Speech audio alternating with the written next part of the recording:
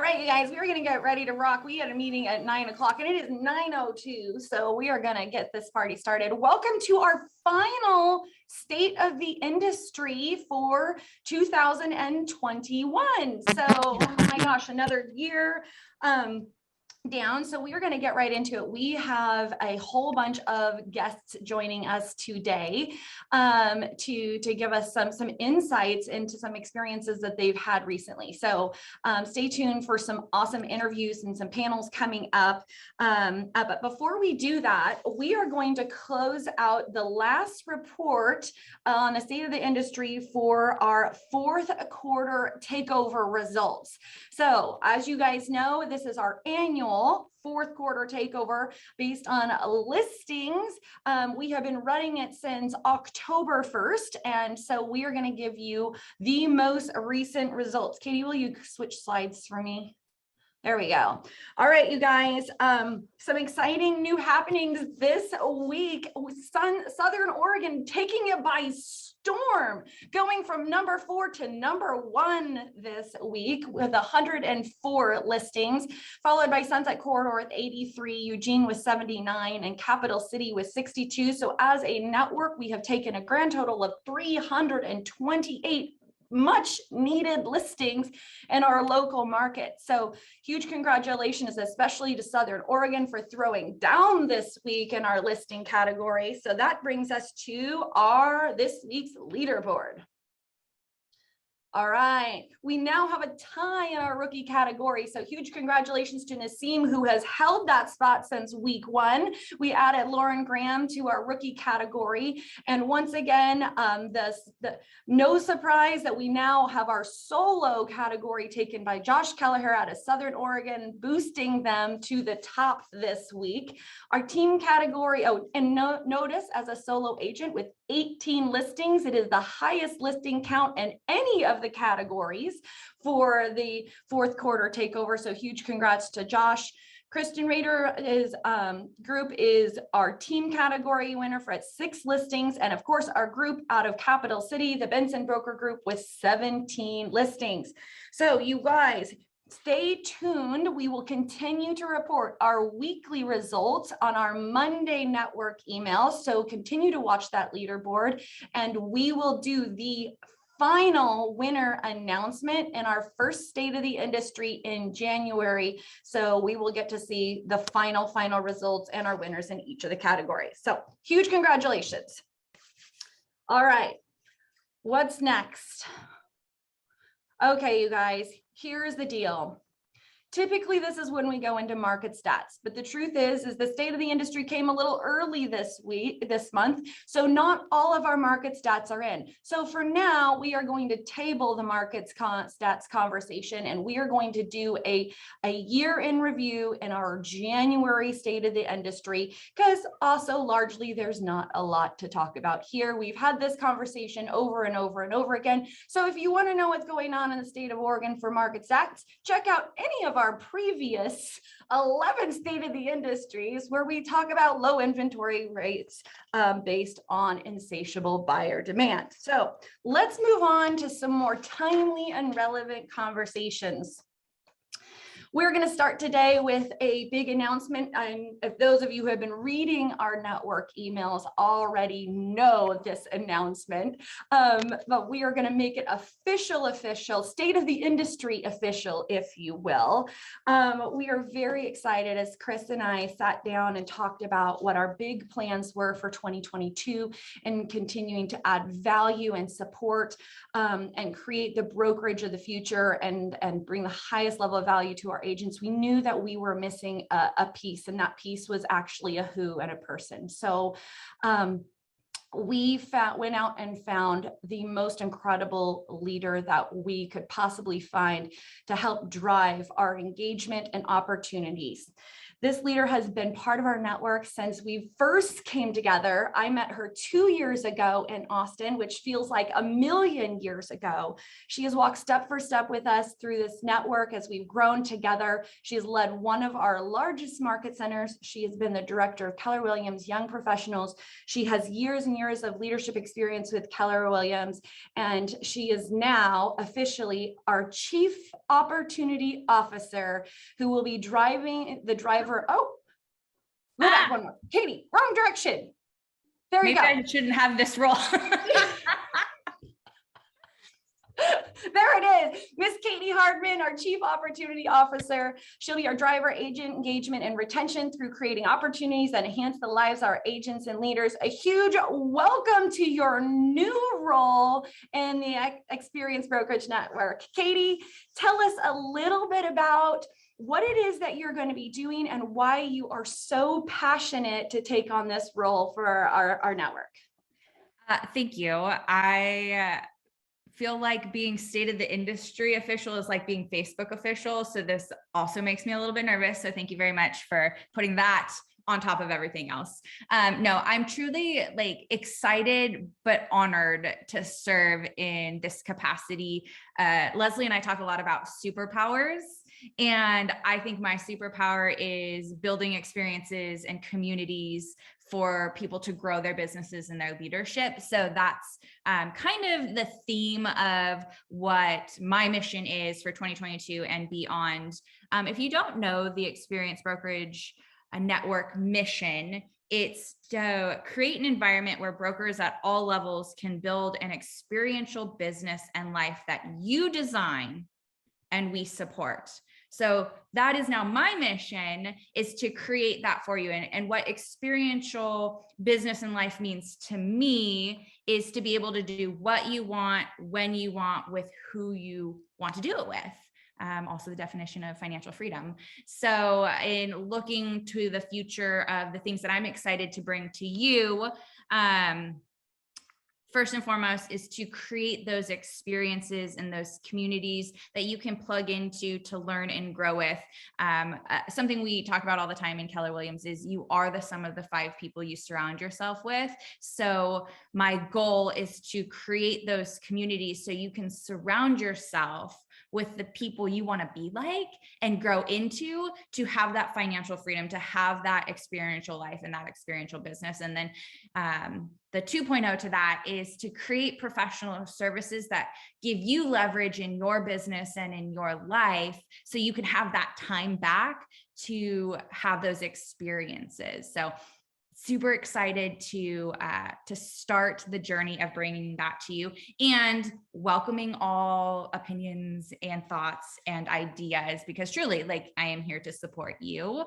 And first and foremost, something that I guess we're talking about first, one, because it's an opportunity, and two, because there's a deadline of December 15th to talk about it, is a healthy 2022. And something that I say all the time is you can't pour into other people if your cup isn't full. And so one of the things that I just wanted to talk about briefly, because I will tell you, not an expert in this area, but I have had a lot of people reach out with different options for health insurance. So I just wanted to put a few different things on your radar as far as options to look into. And I thought these were 3 very different options depending on what you're looking for. First and foremost, I would start with KW's Stride. And this is a partnership that Keller Williams went out and got. That is a health insurance marketplace. So even if you don't choose to go through this option, I would go through the process super easy. It's like 3 questions. What's your household income? Who is in the household? And are there any medical, or is there any medical history? Once you answer those 3, they'll go through and find different plans for you. So it's at least a perspective of, even if you went with something else, what you could go with for health insurance. They also offer dental, vision, life, accident, and disability insurance. And what I loved about this is they'll help you find your insurance, but they'll also help you with billing issues, finding doctors, and sending you updates on your policy. I don't know if anybody else has ever had this issue, but I tried to go and find how much I had paid into my policy this year, and it was like 10 clicks and 5 phone calls later that I finally figured it out. So I loved that about Stride. Another option is something called Health Alliance Network. And this is, if I were to put myself in this category, I would want this if I was healthy and didn't expect any big surgeries or big things to happen in 2022, because it's a teledoc not even insurance, a teledoc service where you can, within 4 to 7 minutes, get on the phone with a doctor and be prescribed something for whatever you are calling them about. They do health, dermatology, therapy, and psychiatric. So if you're looking for just something that will allow you, if you get a sinus infection, to be able to get a prescription and you're not expecting any big things to happen as far as health goes in 2022, then this would be a very cool option. I believe it's $49 a month for an individual plan, and that covers your entire family, regardless of size of the family or your entire household. And then another option, not just for teams, but it would be an ideal one for teams, is Johnson Benefit Planning. And this one, they're local to Oregon, and they'll help you with getting your plan and your insurance and with billing and all of those things. But they also specialize in helping you with team or organization planning around health insurance. So they'll help your employees get enrolled. They'll help with onboarding and HR type services. So that one is more geared towards a business or a team aspect. But if you're interested in more information, I'll send it out in the recap of this email. But I just wanted to give you a couple of things if you're like me and in the last minute trying to figure out what the heck you're doing with your health in 2022. Okay, so now what you guys have all been waiting for, if you know what's coming for today's mastermind, today's presentation around a very special mastermind, Gary Keller invites his top agents to Austin, Texas for a mastermind. He used to invite them all the time, but now it had gone digital, and this was the first in-person one in a really long time. And we have 3 of the attendees. So that tells me 1, they're top agents, and 2, they actually accepted the invite and went. So I'm super excited that we have Allie Fuller, Aubrey Martin, and Jen Singer on the call. Ladies, are you all here? I am here. I'm here. Yep. Perfect. Okay. So I just wanted to take a few minutes, interview you, hear your experience so that we can all get rid of the FOMO and hear all the things that you learned and grow together. So thank you, all 3 of you, for being on today's call and letting us learn from you. Let's start with this. Tell me a little bit about yourself and your business. Give us an idea of how long you've been in the business. What kind of business do you run? Do you have a team, units, volume? Tell us a little bit about you. Are we just jumping in here? Go, Yeah. Allie, you're up. All right, I'm up. I'm Allie Fuller, and I have been in the business since 2006. So 15 years.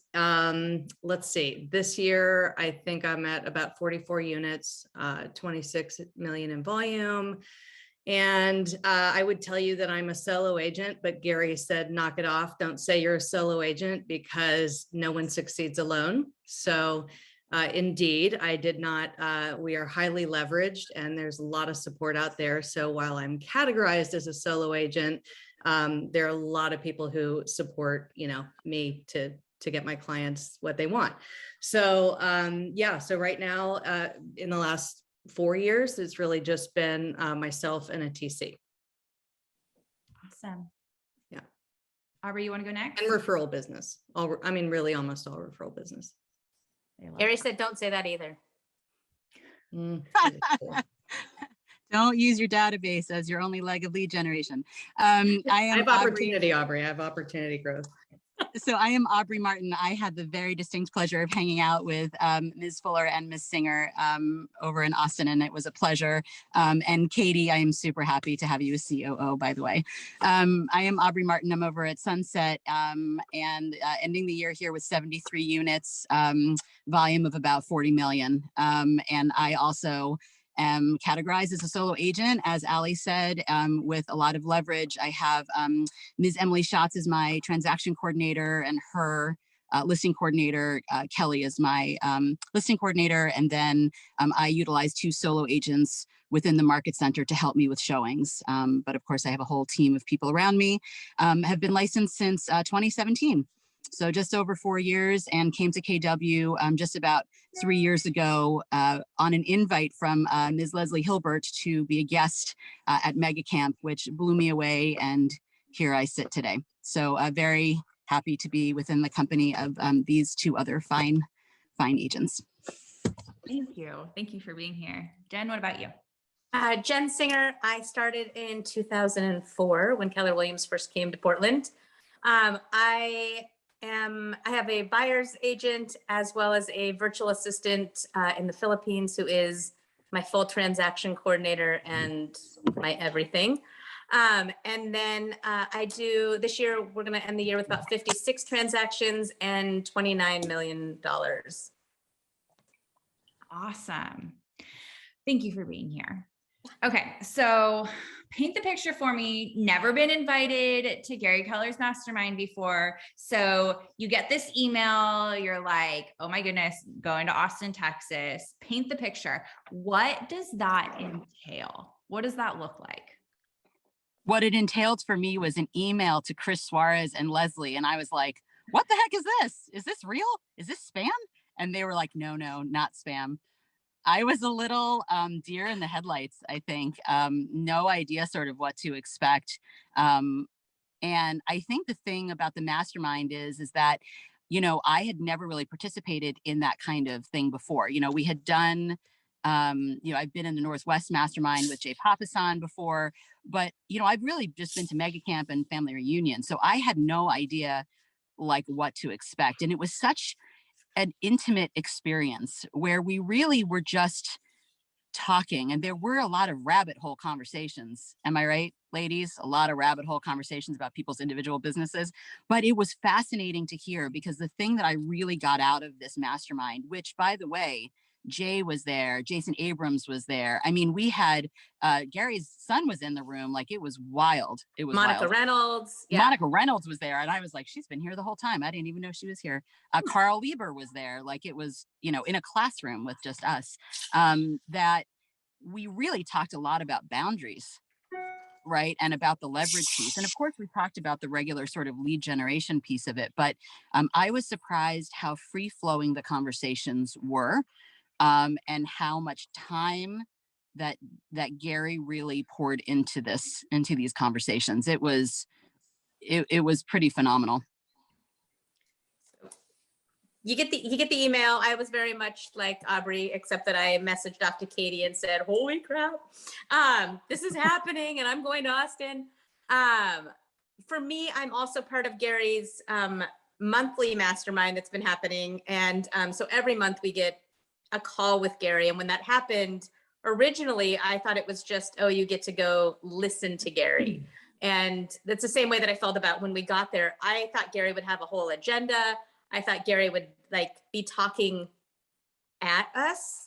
But Gary wasn't. This was like putting you in a room with 200 highly productive, very successful agents. There weren't even 200 of us. Highly successful agents, and having conversations about what mattered to us.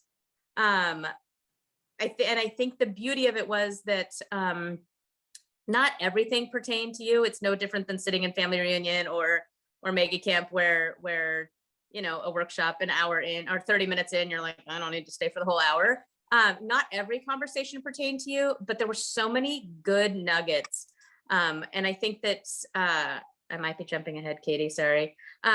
I think that for me, one of the biggest things was do not put a box around yourself, and do not, don't let anyone else define what your business should look like or how you're going to live, whether that's at work or at home. And that was just one of those huge things to me, because as somebody who's going to take all of next July off to go on a road trip in a motorhome with my then 8-year-old. Every time I say that to someone, it's, oh my gosh, how do you do that? You can't do that. How are you going to do that? And I'm like, I don't know, but it's happening. I rented the motorhome. And so I think that was one of the most successful things that was so interesting for me, was do not put boxes or walls around you, your business, or the people you care about.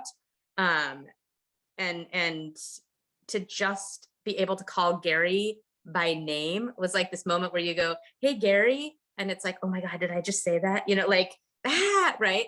And so, but it was just so normal, and just so, the other thing besides the no boxes was just, especially after COVID, getting in a room with those people and having high level conversations at the level that you're producing was so powerful to me. I love that. So let's jump into that. You get to go to Keller Williams Realty International and sit in a room with Gary Keller, Jay Papasan, Carl Lieber, Mark King, Jason Abrams, Monica, like all the people. What are 2 to 3 of your biggest ahas from the mastermind itself? Well, I would say, speaking of that, I mean, just the fact that you mentioned those individuals is, again, back to the no one succeeds alone. So, to be in a room where, I mean, let's face it, there's a lot of experience in that room and some serious high achievers, and all of that happened in a swirl and with synergy and working together. And I think just, recognizing the achievement that you can, and the impact that you can make, the achievement that you and the impact that you can make on so many people by working together is powerful. And so really, the best investment that you can make is in people. And at some point, people come in and out of our lives for different reasons. And, Gary sat up there and said, Jay, I mean, they've been in the business for whatever, 20 years together, and they've accomplished so much, and they've learned and grown together. And so it's really inspiring to be in a room to see, what they've achieved. And obviously Gary's like looking at us going, hey, I mean, it takes a lot to get in that room with Gary, right? It does. So he looked around and said, why do y'all work so hard? I mean, really, like, why do you work so hard? It's not the money at the end of the day. It's great, but it's not that. And he boiled it down and said, look, this is a time to reflect on your lives, your business. And, this experience is about fulfillment, and, how you get to choose, exercise free will, and how do you fulfill, how do you reach the greatest fulfillment in this lifetime? And so that's what we sat with in a bubble for 2 days, as everything else was swirling around us. So those were, well, and he started the conversation, right, with these 10 questions that he asks himself every year. And Yeah. really what it amounts to is, who are you? Not as a realtor, not as a parent, but like, who are you? What do you want to give back to the world? And when you're on your last days on this earth and your last hours, what do you want to be remembered for? What do you want to be known for? And the whole 2 days, I think Jen and Allie would agree, was really sort of centered around that piece of it. Like, what kind of life do you want to lead?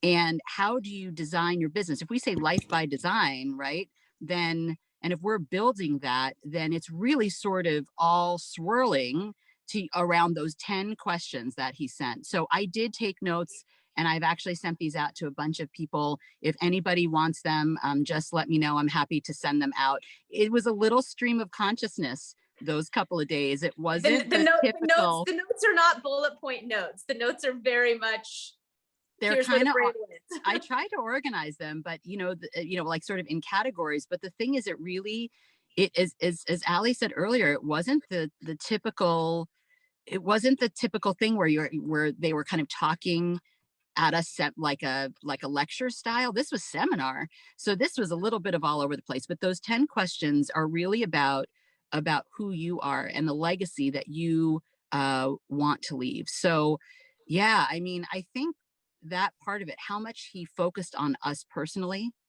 on our personal lives, on the biggest takeaway that I really got is the fact that you're leveraging your time. It's about leveraging your time and about how much we should be keeping um, a real watch on our own expenses, because that if we live below our means, then we have that opportunity to leverage out so that we can gain our time back. That was big, you know, and for those of us who are individual agents that have a lot of leverage, we can all probably use a little more. I think that to go off what Aubrey said, I'll give a very quick little story that one of the participants had shared. Her mom had passed away and she went to the cemetery. And when you go to a cemetery and you look at headstones, one of the headstones had cars on it. And her little 5-year-old asked, "Mommy, why are there cars on that?"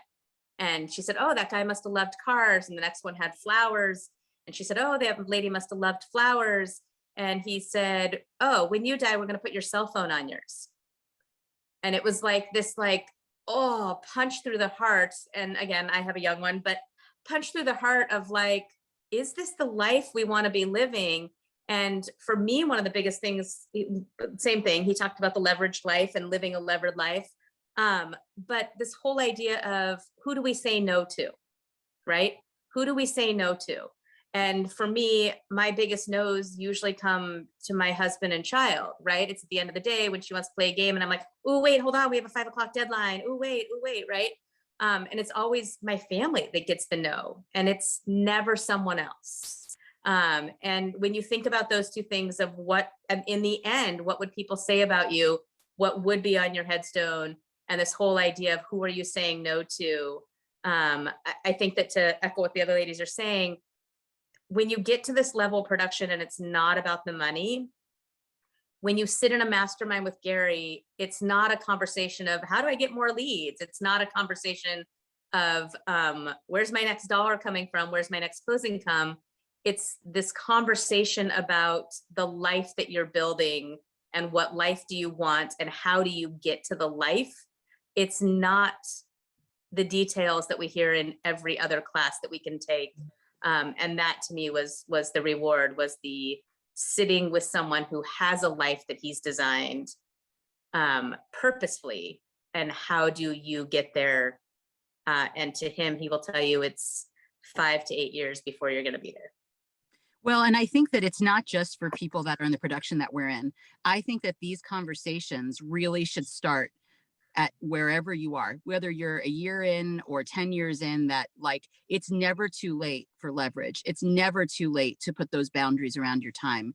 It's never too late to tell clients, I turn off my phone at 8 o'clock or whatever it is. You should do that now. It's never too late to live below your means. It's never too late to have a budget, right? This is whether you're closing, 10 a year or 70 a year, this is going to be important foundation work for literally all agents, because we are all guilty of this, or most of us are. I can't say all, but most of us are. So that was a big takeaway too, that this is really applicable to everybody, whatever your production level is. Absolutely. I mean, the reality is we're human beings, but you would never know it because we run around like human doings. And we are just doing, it's that be, do, have, we really are, right? We were born as human beings. We weren't, born as Gary said, when his dog passed away, he's like, I reflected on the life of my dog. My dog didn't make any improvements to the house, like to his dog house, what did my dog really do? And so how can we exercise our free will and, slow down, be discerning, put around what's important to us, live the life that we really want to live. And there's a quote that I wrote down that he said is, when we know who we are, the world makes sense. So a lot of us are running around pleasing other people and also denying ourselves, right? So of what's important to us, our health. I mean, in this business of 15 years, I've made a lot of sacrifices.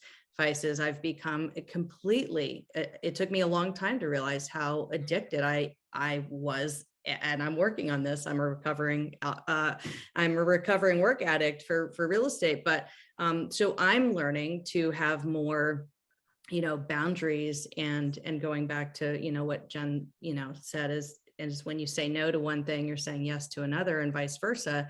So, use this precious time that we have to build the life that you want, and don't just go. So really take this time and reflect on what's important to you and how you want to spend your time, because as Gary reminds us, we can't know it all, we can't do it all, and we can't have it all. So you decide what you want to have, what you want to be, and what you want to know, and then focus on that. And that's part of your becoming. Well, and he Allie, I love said, that. His said other too, quote, his right, thing like, that ended with that. Oh, sorry, Aubrey. His No, thing that just- ended with that yeah. was be uncompromisable. Be uncompromisable. No, be so crystal clear on who you are that you can be uncompromisable in everything you do. Well, and when is enough is what he kept saying. Like, if you don't know the answer to that question, nothing will ever be enough. I wanted to share that on the way to Austin, my first time on a plane since the pandemic, I had a layover in Salt Lake City, and I actually fainted. I passed out in the airport. And if that doesn't tell you, if that's not your body literally telling you, like, you need to slow down, like you need to like take some time. And then of course to have this mastermind with all of these people where this is what Gary was saying, right? Literally, this is what he's talking about. And it was very powerful. It really was. Wow, you guys. What I hear you saying is like, it was a lot of a conversation about going back to the why.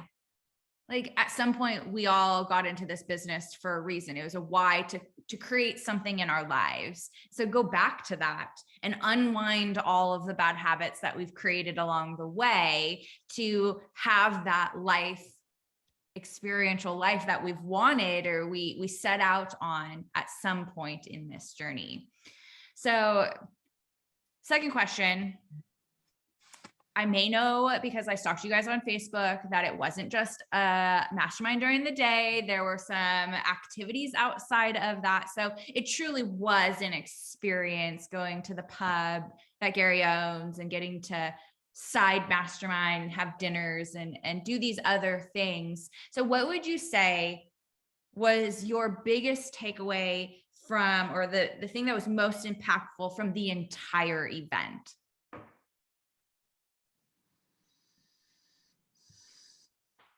I mean, I think we've covered it. I mean, I think that you have to sit back and we go, and we can send out, I saw Chris, we have the 10 questions.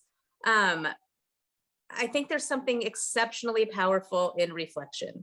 And because we're so busy and you don't close deals without working, when do you schedule that time to reflect? And for me, that was probably the greatest thing. I didn't spend a ton of time. I'll be real honest. Not everyone down there was wearing masks or cared or did any of that stuff. So I didn't spend a ton of time doing all the in-person networking stuff outside of the mastermind. But I did spend time in the evening going through, oh my God, Allie, how many pages of notes did we take? Pages and pages of notes, and sitting there and really figuring out, I just got a poster made for my office that says be uncompromisable. He had these little lines that just, we forget in 6 weeks these things. And I want to remember that the reflection piece is just as important as the work. I would say it's more important than the work, because the work will, the work is going to happen. It's going to happen and you get clear on it. So I'm going to, was not even in the mastermind, but it just beamed into me. When Mark Willis was part of this company, he, at a family reunion, I don't know, 10 years ago, recommended a book called The Untethered Soul. Mm-hmm. And it goes deep into reflection, and it accesses a different consciousness that, like we're not even walking around thinking about. So I think that's a good one to, especially this time of year, to incorporate into a little bit of slowdown time. If you have it, make it, because it is so important. It is know thyself, and right, the Socrates, an unexamined life is not worth living. Like, don't just keep going mindlessly living through your life. Take control of it. I mean, for anyone who's taken bold, which I can't imagine there's anyone on this call who has not taken bold, it's all about living by design and with intention. And that, I mean, Gary just said, I mean, he just reminds us, like, you choose the experience, you choose the people, like, and if you don't, life will happen to you and it will be a default and you might not like it. And stuff's always going to come up. And he reminds us how much adversity he's overcome. I mean, it's not, I mean, a lot. And so, and, I know a lot of us on this call, whether we are on a team or thinking about a team, or have people in our lives. I mean, he said, this is so painful to sit here and hear. He said it took him 5 to 7 years to really get, solid leverage with his first assistant. I think half of us fell on the ground because we want, the best talent. We want it now because we don't have time, et cetera, et cetera. And so it's just slowing down and really getting clear on what you want. So, I mean, it is, the reflection was the theme. The real estate was just kind of in the background. I mean, I would say, and Aubrey, thank you. I owe you a pen. I drained a pen. I took 50 pages of notes. So did she. And I told her I was going to ruin her pen, and she laughed, and I gave it back to her and there was nothing in it. So nothing in it. We took lots Nothing of notes. We'd all be happy to share. I know. It was a Le Pen, Allie, a Le Pen. I think that the other piece of it that they really talked about, especially Jay, is about building a bench, right? Jason too, building a bench, like that the people that you have surrounding you who are helping you with admin or on your team, they may not be there forever. We really talked about the importance of career visioning. Do it once, do it twice, do it multiple times for people that you're hiring, to think of them as, like you're not going to marry the person that you've just met, right? Like you're going to date them first, that's what 30, 60, 90 is, that it's a pain point to not have the help that you want right away, but that it takes time to find the right people. But in the end, you of course want to hire the people that are going to hire the next people, right? To help you even more. So building the bench and having people that are backups for your backups, so that you're not too dependent on one person. Right. Your first hire obviously is an admin, and, he kind of went over that again. I mean, a lot of this stuff is just stuff, honestly, that is an MREA, like I think it's a good refresher to take career visioning, to read MREA again, because, a lot of this is not him reinventing the wheel. It's just going over the things that we already know. A lot of people in that room were talking about the frustration over hiring, and just how difficult it was to hire and to find good people. And he said that you can't just hire the person who's just happens to be in front of you. That's not the hire, right? So that it is work, and it does take time, but it will be worth the effort, because that 5 to 7 years of really building that bench is going to kind of create a legacy.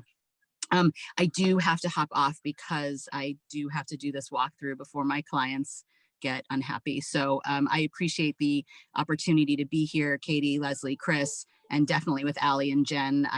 Was really thrilled to be part of this with you. So thank you. Thank you so much for being here, Aubrey. Okay, Allie and Jen, then last question real quick. What was the thing you came back and immediately implemented in your business from this mastermind? Oh, I didn't even get back before I started.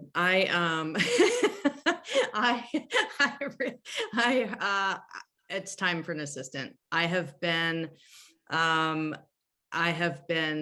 just, really afraid, right? I've been to hire, and I had a 4-year run with an exceptional assistant.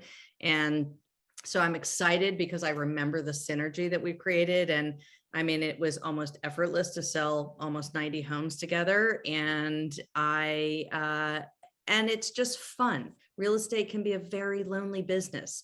And especially when we're disconnected and in our living rooms and, and not really in the office. And so, it is time to just, I've been telling my story, the boxes of I'm not a great manager and I can't explain this well. And, but there are always ways. And so finding administrative support is my number one. So I really started to, to build my bench. So immediately before I even left, I started to make calls, and that's what I'm doing. So yeah. Awesome. And the reflection. I mean, I feel like I do that a lot anyway, but I'm really sitting with these questions. So I really encourage everyone on the call to copy these and go deep on those. But taking action, right? To take action is critical, right? I could go in that room and then what is, if I don't do anything with it, it's like it didn't even happen. Yep. So. Well, I'm excited for you and your new assistant to do 90 me transactions. Jen, what about you? One of the lines that the goal is to have a great career, not a great year. The goal is to have a great career, not a great year. And I had just finished my business planning for 2022. Before I left, I went, then I got that line, and I came home and immediately revised the entire business plan. And actually, for the first time in my career, started with a 5-year business plan and worked backwards, and really upset my virtual assistant because I made him redo it a whole thing. But he's like, "What? We already did all this. We're done." And so that was a big thing for me, was to and I'm way into my career, but to be able to really look at what do the next 5 years look like instead of just 2022 was a big one for me. I love that. Thanks for that. Yep. Thank you, Allie and Jen. Thank you for giving us all the big nuggets from Gary's Mastermind, even though the rest of us didn't get the invite. So I appreciate your time, and I appreciate you sharing with us. Thank you. Of course. Thanks for having us. Absolutely. Okay. Now we have one more presenter. Does anybody know who the heck that guy might be? I mean, the reason we're all here. Chris Suarez, take it away. For that. And thank you, ladies, for sharing. When you sent me those 10 questions, I thought they were awesome. Awesome to really go back, and especially this time of year is kind of perfect timing for you guys to be able to get down there and then come back and share. Really good questions for us to revisit, whether we thought that way about our 2022 plan or begin to think that way about our 22 plan today. I promise it'll have us make some adjustments and changes to what we thought we were going to do maybe a month ago when we went through business planning clinic and sort of set the intention for the year. So I thought today I wanted to share just some notes that I began to revisit about one of my favorite books. And can you see my screen? Is that showing? Awesome. One of my favorite books, and I read this book once a year, and I don't do that often, right? When I read a book and I kind of take some notes and move on, but there's a few books that I'll read every year, and this is one of them towards the end of the year. And it's, I think maybe I do it to remind myself that what we set out to do is oftentimes harder than we think it's going to be, but it's also this reminder that when we find things are hard, it means we're doing something right at the same time. So Ben Horowitz, just an incredible investor, an incredible business owner, an incredible CEO, wrote a book some years back called The Hard Thing About Hard Things. And he said that early on, he would have a lot of people ask him, hey, what's the hardest thing about being a successful CEO? And our goal and our mission here is to look at every single one of our agents as a CEO, right? You are the CEO of your business, however small, big, or medium you want that business to be. Like Katie said just a few minutes ago, we want you to look at yourself as a CEO. We look at you as a CEO, and we want to make sure that we're supporting you as a CEO. So this question showed up right at the beginning of his book, and he said, people say, hey, what's the hardest thing about being a successful CEO? And he said, well, here's the secret. Sadly, there's no secret. there is no secret. But he said, if there's one skill that stands out, it's this. And if you're taking notes, I've written this so many times. He said, it's the ability to focus and make the best move when there are no good moves. It's the ability to focus and make the best move when there are no good moves. The reality is if the last couple of years have taught us anything, there are no good moves often. Like we are oftentimes in this position or place where we think, well, if I make this decision, it's going to go poorly. If I make this decision, it's going to go poorly. If I make this decision, some people aren't going to like me. If I make that decision, other people aren't going to like me. If I make this decision, my client will be upset. If I make that decision, like, the reality is, the hard thing about hard things is making decisions, the ability to focus and make a decision when there are no good decisions to be made. And he said, it's the moment where you feel the most like hiding or dying. That's his quote. It's the moment where you feel like most like hiding or dying that you can make the biggest difference as a leader, as a CEO, whether that's a CEO for other people around you or a CEO for yourself. So he said there's a struggle. Every entrepreneur starts their company with this clear vision of success. Jen, you mentioned that earlier, like, hey, I have this vision. And then all of a sudden I started looking at these questions, or I put on different lenses, and maybe that clear vision for success got a little blurry, right? My eyes had not adjusted to those lenses yet. But Ben Horowitz in his book said that we will create an amazing environment and hire the smartest people if we can create a clear vision. So you've heard that a lot, like have people in your world, right? Invite people, like a business is a business because of the people that run those businesses or the people that make decisions around those businesses, whether it's you designing the business or an agent going out and making decisions on behalf of the business for their clients. We create an environment and create an attraction to the smartest people when we have a clear vision. He said there's an answer to this struggle. And there are a few things that helped him. So here are the 5 things. And I'm going to go through these briefly, but I think these 5 are wildly valuable when we're struggling, when we look at what we want to accomplish in the 1 year, 3 year, 5 year, 10-year plan. One, understanding that the struggle is real, right? There will be struggle. And this is how we get through the struggle of building a business. Maybe you're just launching. Maybe you're reinventing. Maybe you're inviting other people to be part of your world for the first time. Maybe you just took on a new role. Like the fact is there's going to be a struggle. He said that the 5 things that he shares with CEOs is number 1, don't put it all on your shoulders. Don't put it all on your shoulders. It's easy to think that the things that bother you or upset you will upset or bother other people. Oftentimes we say, well, I don't want to complain. I don't want to share my struggle. I want to put on the happy face. I want everyone to feel like everything is going well. And the reality is it's not true.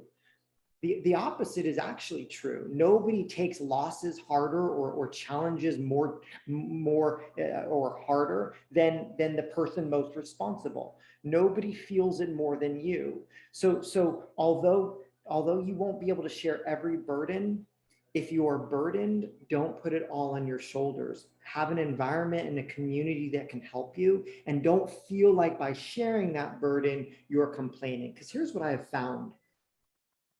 People want to help good people, right? When someone that you care about, when someone that you respect asks you for help, like, hey, can you help me? How do you feel? Like, we enjoy that. Now, what oftentimes happens is we don't ask that of other people though. Like, we're willing to help, but we put all of our burdens and all of our struggles on our own shoulders. And as a CEO, as a business owner, that is a challenge. We have support here for you. We're creating an environment by which, whether in your office or at another office, there's someone that can help. Don't put it all on your shoulders. Number 2, I rephrased his word in his book, but he said, this is not checkers, this is chess. The fact is building a business is not easy. Building a business doesn't, like, there aren't just two moves, right? You go forward, you go backwards, you go forward, you go backwards. You can jump one person at a time, or if they're spaced properly, you can jump a few people at a time. Like, there's more rules in business. Like, we are truly playing chess in business. Business can be extremely complex. So he said, understand that we have to be strategic. We have to look out and say, hey, this isn't just about how do I find a seller or how do I find a buyer. Like, right now, especially in the industry, it's how do I serve the consumer? How do I get in front of the consumer years before they're ready to make a decision? And then how do I communicate with that consumer for the ongoing years up until the point that they're able to make a decision? The fact is when we look at the biggest disruptors in our business, some people like to say, well, that's technology, or that's commission, or that's the buyer's agent, future. Like, the fact is the biggest disruption in our business is other companies out realtoring the realtor. Like, I've shared that. Like, I've shared this on that call. Like, when Op City came in and said, hey, who now sold to Realtor, but when Ben Rubenstein came in and said, hey, like, I'm looking at realtors, and I realized that they are always looking for the low-hanging fruit.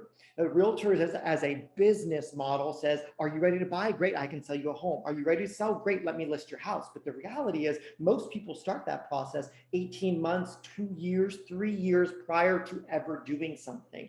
And so what he said is, I'm going to build a platform or a business model whereby I can cultivate a relationship for 24 months. And it's through the cultivation of that relationship that he built a massive, massive business that you actually pay for. Many of you, right? Many of us pay for his business model. This isn't checkers, it's chess. We have to be more strategic about the relationships and the value that we bring to a potential consumer in the future. Ben Horowitz said, like, his world was being able to make good chess moves. He said he took his first company public. He had 2 million in trailing revenue. By the way, some of you have that, right? He had just 2 million in trailing revenue. He had 340 employees, and his business plan said he was going to do 75 million in revenue the year after. Like, and he was going public. That was not a checkers move, that was a chess move. Now, it all worked out, but that was because he understood that he had to make some really difficult decisions. And remember, what makes a great CEO? Being able to make difficult decisions when there are no easier clear decisions to make. Number 3, it might be my favorite one. I feel like this one I can do. This one says, play long enough and you might get lucky. Play long enough and you might get lucky. In our business, tomorrow looks nothing like today. If you survive long enough to see tomorrow, it may bring you the answer that seems so impossible today, is what he said in his book. Those that have been most consistent over the long period of time are the most successful. As you look around the room, it isn't that some people have the right personality. It isn't that some people are just better salespeople. It isn't that some people.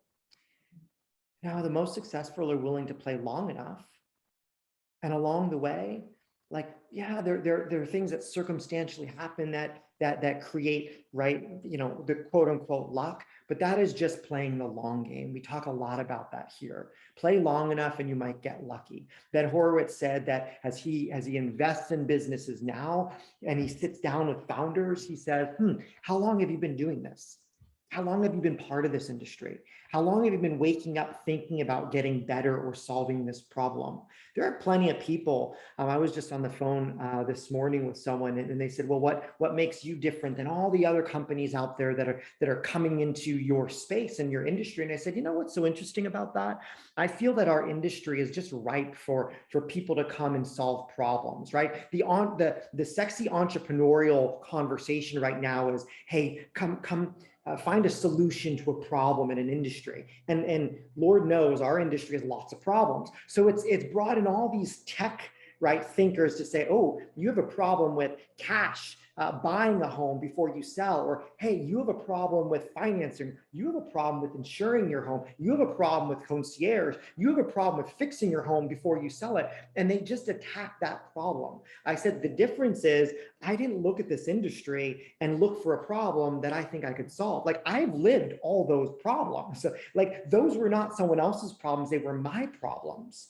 That is who we are.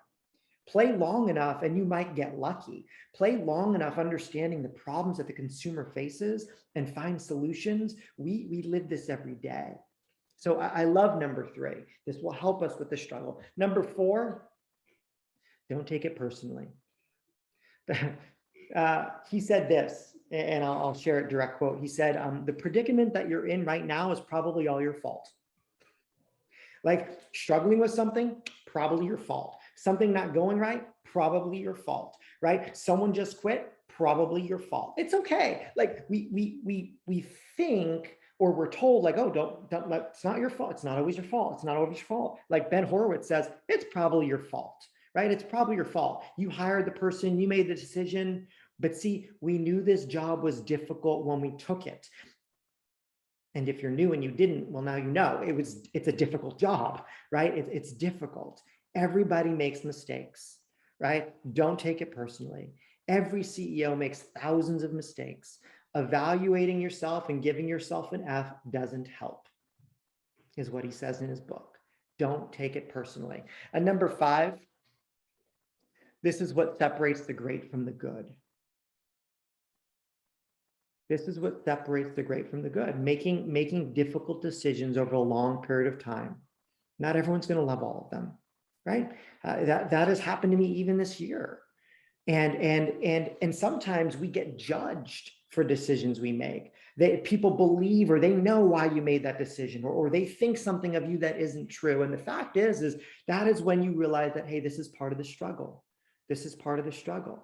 Sometimes it's just we don't want people to think less of us because of a decision we've made. One of the things I love about the conversation today is that as you look through those 10 questions, maybe those questions will cause you to pull back a little bit on your business. Maybe the questions will cause you not to work so hard. Maybe the questions will cause you to slow down as opposed to speed up. And sometimes we feel like, well, gosh, if I go backwards, if my production slows down, if I sell less houses this year than last year, people will think that, well, what happened to you? And the fact is, like, this is what separates the great from the good, being able to make those difficult decisions on your terms. He said this in his book. He said, if you don't want to be great, then you never should have started a company to begin with. That's fair enough, right? I would like to think that we all get to define great, but once you do, once you ask yourself those questions, and once you say, hey, this is what would make a great real estate agent, this is what would make a great real estate business, this is what would make a great CEO, then live into that. Because if you didn't want to be great, then there was no point in starting a company to begin with. And I think if we have that, it'll help us get through the struggle, because there's always going to be struggle on the path to great. 2 more things, and then we'll wrap up. One, he says, nobody cares, right, about your struggle. And this is difficult too, but the fact is, he tells a story about Bill Parcells. Bill Parcells told a story about how he had a similar dilemma when he began his coaching career. In his very first season, Parcells, and I know the story because he was the Giants, the New York Giants coach, he was hit with a ton of injuries, right? His players were all banged up. He was hit with injuries, and he was worried about the impact of those injuries on his team's outcome, right? The wins and the losses. And so he called one of his friends and mentors, who was a Raiders owner, Al Davis, and he said, hey, gosh, I don't know what I'm going to do with all these injuries. I just don't like, I'm going to start losing games. And Davis said, Bill, nobody cares. Just coach your team. Nobody cares about all the reasons why this may happen. Just coach your team.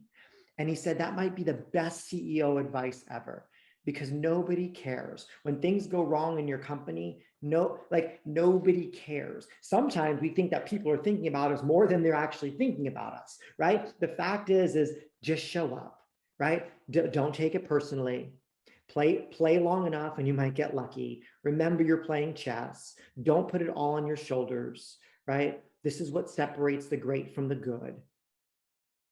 And lastly, any big business, right? And each of us will to our definition, will have a big business. We have to scale.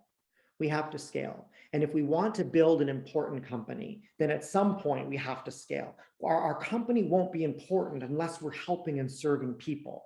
The challenges of scale are on your screen. You can screenshot it. We'll send it out later. We won't go through all of them. But a few things that I want to point out. In order for any company to scale, and this is the hard thing about hard things, we need to figure out what needs to be communicated. Communication is difficult. Communication with clients, communication with our support, communication with transaction coordinator and title and mortgage and lender, and like all the, in order to scale, we need to communicate well. Technology will help you communicate. We need to figure out what needs to be decided. There's lots of decisions that need to be made, but in order to scale, which decisions need to be made today? We need to prioritize the most important communication path. We need to decide on a decision path and who will run those decisions. We need to identify the paths that we didn't optimize. So I optimized these paths, which ones did not get optimized? And then we need to build the plan for mitigating the issues identified in number 5. Like this is a deep section of the book. So for anyone that is feeling like their business is right about to scale, I encourage you to read the book and get to the section that is the challenges of scale. Because the fact is it starts with communication in our business in order to scale. But some great advice in that book about how we take on doing the hard things when, quite honestly, business is hard. That's what I got, guys. Chris, thank you so much for all of that. That was absolutely awesome. Katie, thank you welcome to your new role. And thank you for the awesome interview today and all the information on your health insurance to keep our people healthy. I just want to say thank you to all of our agents for a great 2021. Thank you for joining us today. And we look forward to seeing all of you at our State of the Industry in January, where we will be sharing the 2022 vision. Thank you all for coming, you guys. Have a powerful, wonderful day.